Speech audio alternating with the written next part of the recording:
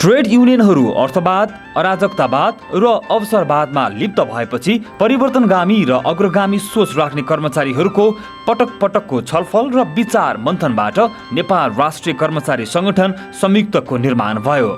सङ्गठन स्थापना भएपछि नै 27 अर्ब घाटामा रहेको नेपाल विद्युत प्राधिकरणलाई घाटा अवलेखन गराउन संस्थालाई बचाउने काम गरेको यस सङ्गठनले प्राधिकरणमा हुने गरेका विभिन्न विकृतिमाथि धावा बोल्दै सुधारको अभियान नै चलायो। देशलाई लोडसेडिङ मुक्त गर्ने अभियानको विरुद्ध विद्युत प्राधिकरणको अन्य ट्रेड युनियनहरूले धावा बोल्दा यस नेपाल राष्ट्रिय कर्मचारी सङ्गठन संयुक्तले लोडसेडिङ मुक्त गरी उज्यालो नेपाल बनाउन कुलमान घिसिङको काँध थापी पूर्ण सहयोग गरेको थियो। यो सङ्गठनले प्राधिकरणका कर्मचारीहरूको क्षमता अभिवृद्धि, स्तर उन्नति, सेवा सुविधा तथा हक हितका लागि स्थापना कालदेखि नै लड्दै आएको छ। हाम्रो सङ्गठन स्थापना हुँदा विद्युत प्राधिकरण धराशायी र नाजुक अवस्थामा थियो। 27 अरब घाटा भएको संस्था थियो, कसैले नपत्याउने खालको अवस्था थियो। त्यो अवस्थालाई त्यो तत्कालीन ऊर्जा मन्त्री स्वर्गीय पुष्पबहादुर बोगटी हुँदाखेरि 27 अरब घाटा अपलेखन गराउने, सँगसँगै नेपाल सरकारले विद्युत प्राधिकरणलाई दिने पैसाको ब्याज दर घटाउने लगायतका कामहरू गरेर सुरुमा त हामीले संस्थालाई जोगाउने काम गऱ्यौँ। त्यसपछि विद्युत प्राधिकरणका ठुला महँगा सवारी साधनहरू किनिन्थे विद्युत प्राधिकरणमा र त्यो सवारी साधनहरू राजनीतिक दलका नेताले, विद्युत प्राधिकरण ऊर्जा मन्त्री मात्र नभएर अन्य मन्त्रीहरूले प्रयोग गरेर विद्युत प्राधिकरणको भौतिक सम्पत्तिको दुरुपयोग गरिरहेका थिए। त्यो अवस्थामा तपाईहरुलाई थाहा छ, हामीले केपी शर्मा ओलीले चढेको विद्युत प्राधिकरणको गाडी समेत हाम्रो सङ्गठनले खोसेको हो। विभिन्न चुहावट नियन्त्रण गर्ने, बक्यौताहरू सरकारी निकायका बक्यौताहरू असुली गर्ने लगायतका कामहरू पनि हाम्रै सङ्गठनको पहल कदमीमा भयो। यो संस्थागत रूपमा सुधार गऱ्यौँ भने सँगसँगै कर्मचारीको पेशागत कुरा गर्ने हो भने कर्मचारीको सेवा सुविधाहरू बढायौँ हामीले। मन्त्रीज्यू बन्ने आउनुभएको दोस्रो दिनमा सङ्गठनले मन्त्रीज्यूलाई गएर यो चिजहरू कर्मचारीको वर्षौँदेखि बढेका छैनन्, यो बढाउनु भयो भने विद्युत प्राधिकरणमा तपाईँलाई स्वागत हुन्छ भनेर मन्त्रीज्यूलाई पनि त्यो भन्यौँ, कन्भिन्स गऱ्यौँ र वर्षौँदेखि नबढेका घर भाडा, काउन्टर भत्ता, सिफ्ट भत्ता, घर जग्गा सापटी लगायतका चिजहरू, कर्मचारीको दैनिक भ्रमण भत्ता, यी कुराहरू पेशागत रूपमा हामीले बढायौँ। सँगसँगै विद्युत प्राधिकरणमा पदपूर्ति प्रक्रियालाई पारदर्शी गराउने र वैज्ञानिक गराउने र लोकसेवासँग सादृश्यता बनाउने काम पनि हाम्रै सङ्गठनको पहल कदमीमा भयो। 2072 सालको मङ्सिरको 25 र 26 गते हाम्रो सङ्गठनको अधिवेशन थियो, तेस्रो महाधिवेशन। त्यो महाधिवेशनमा एउटा नारा राखेका थियौँ, जनताको सहभागितामा ऊर्जाको विकास, परनिर्भरताको स्थायी निकास भन्ने एउटा नारा पारित गरेका थियौँ। सँगसँगै महाधिवेशनपछि 18 बुँदे काठमाडौँ घोषणापत्र जारी गरेका थियौँ। त्यो घोषणापत्रको पहिलो बुँदामै लोडसेडिङ न्यूनीकरण गर्न सकिन्छ, 1 वर्षमा लगभग अन्त्य गर्न सकिन्छ र संस्थालाई नाफामा लान सकिन्छ भन्ने कार्ययोजना हामीले प्रस्तुत गरेका थियौँ र जनताको सहभागितामा ऊर्जा क्षेत्रको विकास गर्ने कुरा पनि हामीले त्यही अधिवेशनबाट पारित गरेका थियौँ। त्यही चिज हामीले नेपाल सरकारमा त्यतिखेर टोपबहादुर रायमाझी ऊर्जा मन्त्रीज्यू हुनुहुन्थ्यो, उप प्रधानमन्त्री, र अहिले जनार्दन शर्मा प्रभाकर मन्त्रीज्यू आइसकेपछि पनि हामीले तिनै डकुमेन्टहरू दिएर अहिले सरकारले लिएर आएको नेपालको पानी जनताको लगानी भन्ने नारा हामीले त्यतिखेर बनाएर पारित गरेको नाराको विकसित स्वरूप हो। यस अर्थमा पनि अहिले जुन लोडसेडिङ अन्त्य भएको छ यसमा सङ्गठनको प्रत्यक्ष र महत्त्वपूर्ण भूमिका छ। यसमा पनि सङ्गठनको नेतृत्वको हिसाबले हाम्रा सङ्गठनको अध्यक्षले मन्त्रीज्यूहरूसँग प्रत्यक्ष रूपमा दैनिक रूपमा घनीभूत छलफल गरेर हाम्रा घोषणापत्रबाट पारित भएका दस्तावेजहरू र नेपाल सरकारले लिएर आएको कार्यक्रमहरू बनाउनमा महत्त्वपूर्ण भूमिका खेल्नुभएको छ। विद्युत प्राधिकरणका सम्पूर्ण कर्मचारीहरू, जनता, सरकारवाला र अन्य कर्मचारीहरू सबैको लगानीमा कम्पनी मोडलमा जलविद्युत आयोजनाहरू बनाउनु पर्छ भन्ने सङ्गठनको धारणा रहेको छ। विद्युत प्राधिकरणलाई खण्डीकरण गर्नुभन्दा पहिले एउटा सशक्त नियमनकारी निकाय बनाउनु पर्छ भन्ने सङ्गठनको धारणा रहेको छ। नेपाल विद्युत प्राधिकरणलाई चाहिँ कम्पनी मोडलमा बनाउन नदिने त्यो चिलिमी र तामाकोसी पनि ठुलो लडाइँले प्राप्त भएको, अनि चमेलिया र कालीगण्डकी मध्य मर्साङ्गी मोडलमा बनाएर भेरिएसन गरेर खान पल्केका एजेन्टहरूले यसको विरोध गरेका हुन्। त्यही भएर यो कुलमान घिसिङ चाहिँ अहिले नेपाल विद्युत प्राधिकरणको कार्यकारी निर्देशक भएर आइसकेपछि अहिले 7 वटा कम्पनीहरू प्यारलली बनेर जाने स्थिति छ। जेनेरेसन कम्पनी सरकारले चाहिँ बनाइसकेका छ। आवश्यक पऱ्यो भने सरकारले अरू थुप्रै जेनेरेसन कम्पनीहरू बनाउन सक्छन्। यसरी यो मोडलमा जनता, कर्मचारी, सरकारवाला सबैको सहभागितामा जलविद्युत आयोजना बनाउने कुरा नै वास्तविक रूपमा जलविद्युत क्षेत्रको विकास हुने कुरा हो। यसलाई चाहिँ खण्डीकरणलाई चाहिँ पूर्ण रूपले यसलाई चाहिँ नियमन गर्ने निकाय कानुन सबै अझ ल्याउन बाँकी छ। त्यो लिएर आएर यसलाई व्यवस्थित रूपले जाने भनेको चाहिँ नेपालको पानी जनताको लगानी भन्ने जुन अहिले ऊर्जा मन्त्रालयले नारा ल्याएको छ त्यो पनि साकार हुने।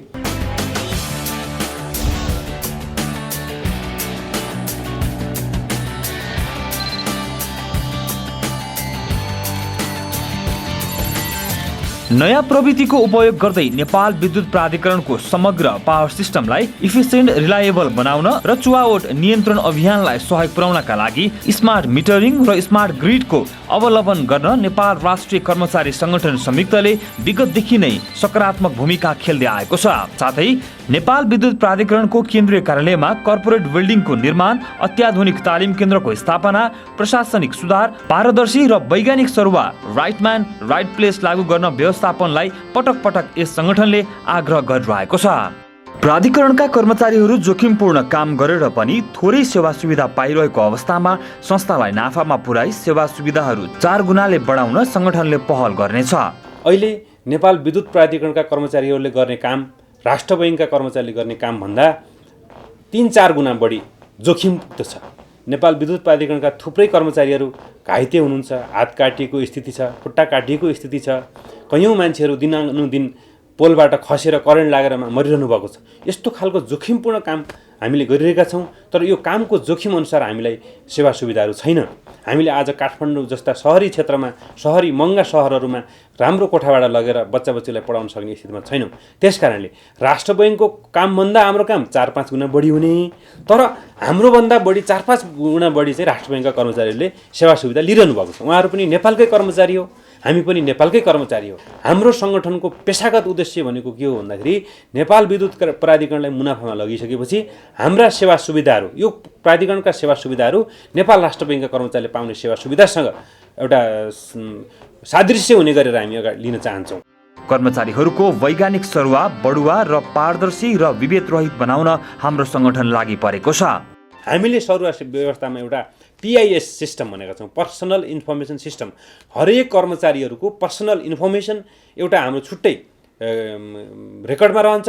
त्यो इन्फर्मेसन अनुसार हरेक कर्मचारीलाई हामीले आयोजनाको कुरा होस्, चाहे हामीले चाहिँ ग्रिडको कुरा होस्, चाहे डिसिएसको कुरा होस्, सबै कार्यालयमा सबैजना एउटा कर्मचारी पुग्ने गरी, सबै क्षेत्रको अनुभव दिलाउने गरी समान अवसर र कुनै पनि पहुँच ट्रेड युनियनको भरमा, कुनै चाहिँ नेताहरूको भरमा सरुवा हुने होइन कि एउटा सिस्टममा सरुवा हुने र कर्मचारी सरुवा भएर जाँदाखेरि आँखाबाट आँसु निकालेर जाने होइन, खुसी हाँसी खुसीका साथ जाने, त्यो खालको व्यवस्था गर्नलाई हामीले आवाज उठाउनेछौँ। त्यस्तै गरी सरुवामा मुख्य गरी हामीले राइट मेन राइट प्लेस, उपयुक्त व्यक्तिलाई उपयुक्त ठाउँ दिनुपर्छ भनेर त्यो खालको पनि हामीले उठाउनेछौँ।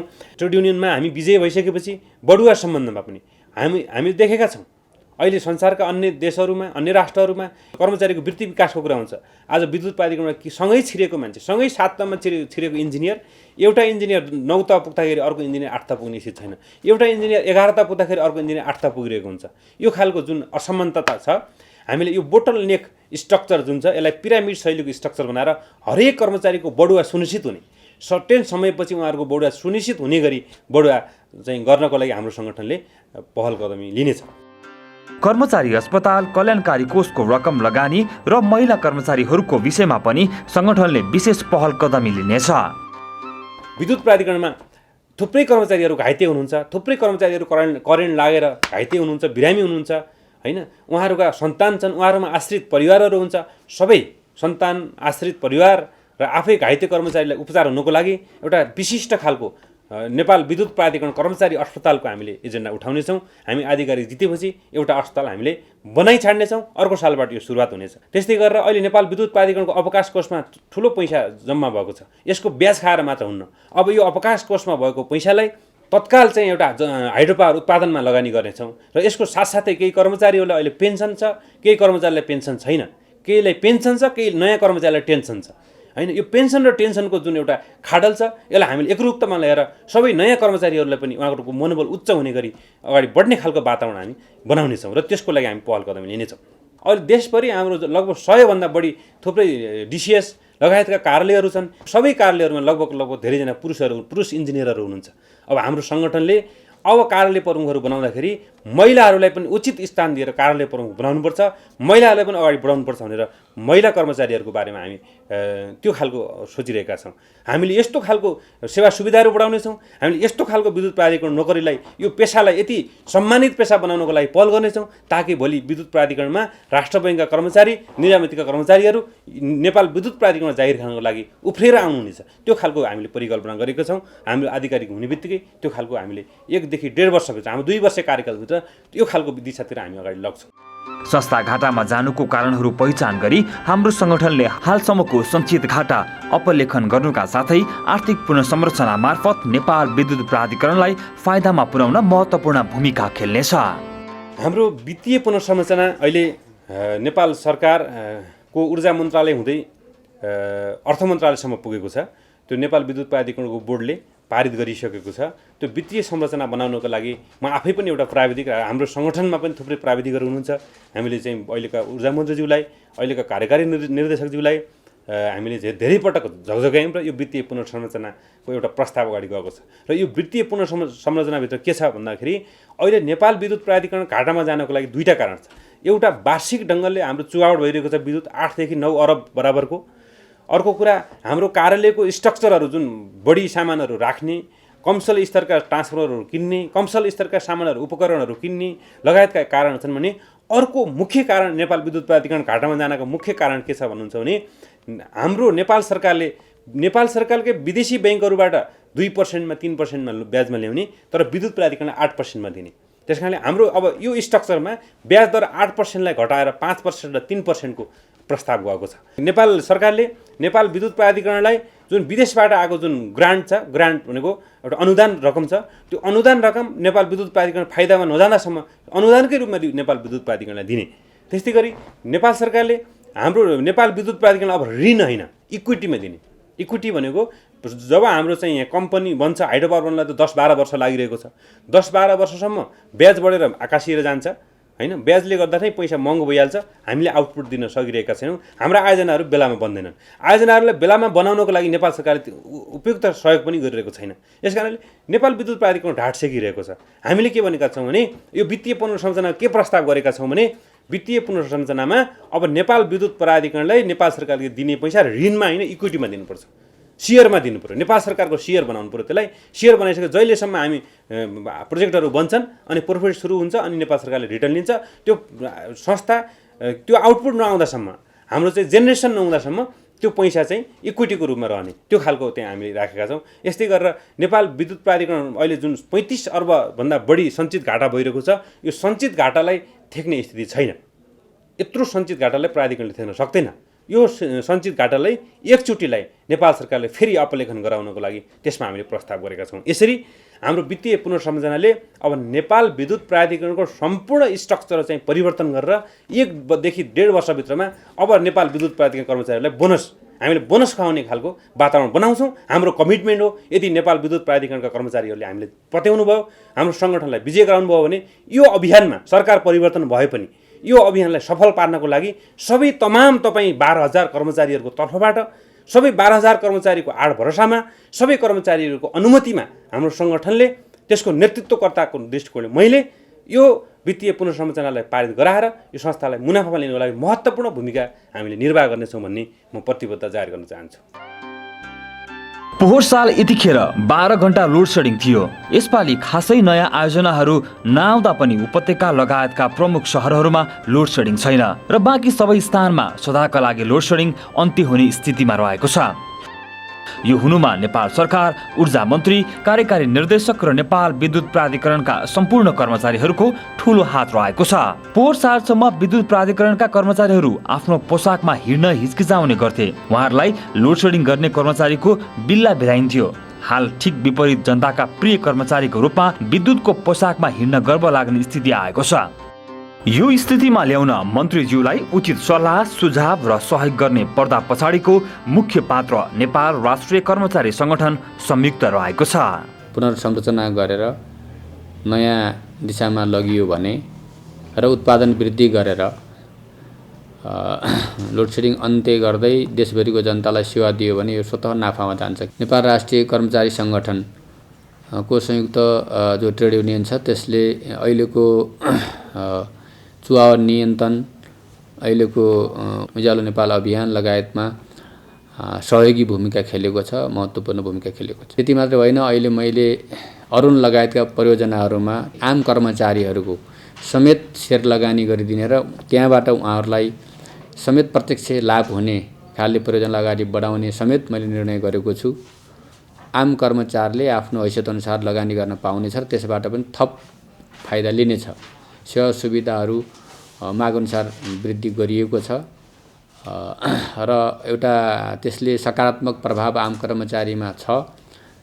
त्यो सकारात्मक प्रभावकै कारणले अहिले कर्मचारीहरूको अहिलेको उज्यालो नेपाल अभियानमा पनि लोड सेडिङ अन्त्य गर्ने अभियानमा पनि सहयोग पुगेको छ। त्यसकारण मैले दुईटा कुरा सँगसँगै अगाडि बढाएको छु। एउटा कुरा राम्रो काम गर्नेलाई सेवा सुविधा पनि बढाउने हो। प्राधिकरणकै विरुद्ध प्राधिकरणमा बसेर गर्नेहरूलाई कारबाही गर्ने पनि हो भन्ने कुरा मैले सुरुकै दिन भनेको थिएँ र त्यही कुरामा म अहिले पनि विश्वस्त छु। कर्मचारी भएपछि समय तोकेको समयभित्र नीतिभित्र सरुवा हुन्छ, स्वाभाविक कुरा हो। त्यसकारणले त्यसमा न मन्त्रीले सरुवा गरेको हो न मन्त्रीको हात छ। व्यवस्थापनले गरेको सरुवाको मलाई रिपोर्ट आएपछि त्यो ठिक छ भनेर मैले समर्थन गरेको छु। यसले चुनावलाई केही प्रभाव पार्दैन। आफ्नो ठाउँबाट भोट हाल्न पाइने राइट सबैलाई छ, उसले भोट हाल्नेछ, चुनावलाई केही पनि प्रभाव पार्दैन। यो अभियान मेरो मात्रै होइन, आम विद्युत प्राधिकरणका सम्पूर्ण कर्मचारीहरू, तपाईँ नेपाल राष्ट्रिय कर्मचारी सङ्गठनका सम्पूर्ण साथीहरू र ऊर्जा मन्त्रालय, नेपाल सरकार र आम नेपाली जनताकै कुरा भएको हुनाले यो हाम्रो साझा अभियान हो, साझा लक्ष्य हो। हामी यसमा दायाँ बायाँ नसोचेर यसको पक्षमा अगाडि बढौँ। कर्मचारीहरूको सावधिक जीवन बिमालाई तत्काल 36 महिनाबाट बढाएर 42 महिना बनाउन र भविष्यमा 62 महिना बनाउन आवश्यक कागजात अर्थ मन्त्रालयसम्म पुर्याएको छ। बिमा सम्बन्धी अहिले भर्खरै थपरसँग बस्नुभन्दा पहिले बिमाको अहिलेको अध्यक्षसँग कुरा गरेर बिमा अलिकति नयाँ सुधारहरू, नयाँ योजनाहरू ल्याउनुहोस् नि भनेको छु।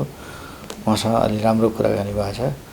बिमा क्षेत्रमा अलि नयाँ योजनाहरू आउने स्थितिमा देखा परेको छ, पहिलो कुरा। दोस्रो कुरा, विद्युत प्राधिकरणका कर्मचारी साथीहरूले उठाएको बिमासँग सम्बन्धित जुन मुद्दा अहिले तपाईँले उठाउनु हो, यो कुरा मन्त्रालयबाट कुनै पनि हालतमा नेगेटिभ होइन, पोजिटिभली सकारात्मक ढङ्गले निष्कर्षमा पुग्ने हुन्छ। जस्तो यो अहिले लोड सेडिङ मुक्त जस्तो देखिएको छ नि, त्यसलाई असाध्यै सकारात्मक ढङ्गले ल्याएको छौँ र हामी के सहयोग गर्न सकिन्छ त्यसमा एकदम सकारात्मक छौँ। र हामीले केही समय अगाडि 1-1.5 महिना अगाडि नै 5.5 अरब रुपियाँ निकासा गरि नै सक्यौँ र बजेट सुनिश्चितताको अरू थुप्रै प्रस्तावहरू आएका छन्। हामी त्यो गर्ने पक्षमा छौँ। विद्युत प्राधिकरणले अझ उज्यालो नेपालको कार्यक्रमलाई अझ सफलतापूर्वक अगाडि ल्याओस्, योजना नयाँ बनाओस्। हामी बजेटको अभाव हुन नदिने के गर्न सकिन्छ स्रोत व्यवस्थापन गर्ने पक्षमा तयार छौँ। म सङ्गठनका साथीहरूलाई, कर्मचारी साथीहरू सबैलाई अपिल गर्न चाहन्छु, यो अभियानलाई सक्रियतापूर्वक सफलतापूर्वक सहयोग गर्नुहोस् र यो वास्तवमा नयाँ, यो सरकारकै निमित्त नयाँ कार्यक्रम हो। यो कार्यक्रम सफल पार्नुपर्छ। सफल पार्नुको निमित्त कर्मचारी साथीहरू सबैले सक्रिय भूमिका खेल्नुहोस् भन्ने मेरो अपिल छ, सुझाव पनि छ र अर्थ मन्त्रालयले कानेर सहयोग गर्नुपर्छ। अगाडि भन्नुभयो जस्तै एउटा चाहिँ वित्तीय संरचनाको कुरा पनि आइसक्यो, अर्को बिमाको कुरा पनि आछ। त्यो लगायतका थप कुराहरूमा हामी प्रोत्साहित गर्न तयार छौँ। निधारामा कसैको पनि टीका लागेको छैन। हामी कुनै पनि राजनीतिक आस्थाको आधारमा भोटिङ गर्न जरुरी छैन। हाम्रो विचारको आधारमा पोस्टिङ गर्नु छ। हाम्रो विचारलाई, हाम्रो लगानीलाई, हाम्रो लगावलाई, हाम्रो सृजनशीलतालाई, हाम्रो इमान्दारितालाई हजुरहरूले बुझिदिनुहुनेछ। यसै कारणले तपाईँ सबैले नेपाल राष्ट्रिय कर्मचारी सङ्गठनको यो लोगोमा मतदान गरेर हामी कुनै पनि आग्रह पूर्वाग्रहभन्दा माथि उठेर, राजनीतिक आस्थाभन्दा माथि उठेर यो संस्थालाई अगाडि बढाउनको लागि नेपाल विद्युत प्राधिकरणको यो कर्मचारी सङ्गठन, नेपाल राष्ट्रिय कर्मचारी सङ्गठन संयुक्तलाई अत्यधिक मतदान गरी विजय गराइदिनुहुनेछ भन्ने मैले पूर्ण विश्वास लिएका छु र त्यही म तपाईँहरूलाई आग्रह गर्न चाहन्छु।